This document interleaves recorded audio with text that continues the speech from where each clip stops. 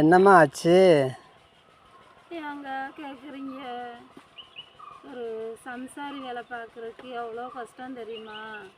அந்த சம்சாரி வேலை பார்க்குறது ஒரு குழந்தைய வளர்த்து எடுத்த மாதிரி அந்த நாற்றை போட்டு உண்டாக்கணும். இந்த சவுக்கொடியை நாங்கள் நட்டு அதை பாதுகாத்து அதை கொடிக்கு கொண்டு வந்து காய் காய்க்க வர்றது எவ்வளோ கஷ்டப்படுறோம் தெரியுமா?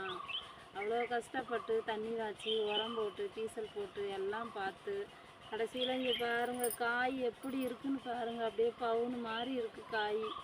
இந்த காயை கொண்டு போய் மார்க்கெட்டில் கொடுத்தா கிலோ 2 ரூபா 3 ரூபா ரேட்டுக்கே கேட்குறாங்க.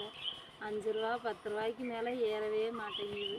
இந்த காய் எடுக்கிறதுக்கு கூலி எவ்வளோ தெரியுமாங்க?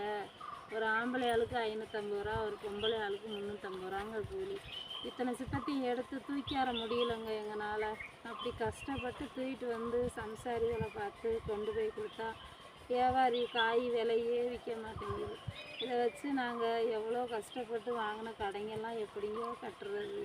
இந்த கடனெல்லாம் கட்டுறதா காட்டை விட்டு ஓடுறதானே தெரியலங்க எங்களுக்கு. அவ்வளோ கஷ்டமாக இருக்குதுங்க. நாங்கள் என்னங்க பண்ணுறது?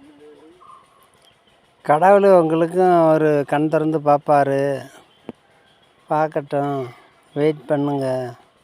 என்றைக்கா இருந்தாலும் உழைச்சவங்களுக்கு வீண் போகாது.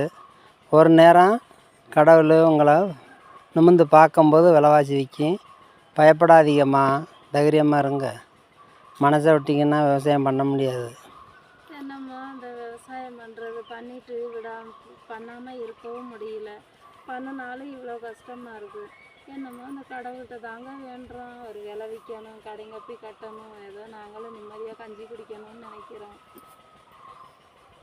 கண்டிப்பாக நடக்குங்க.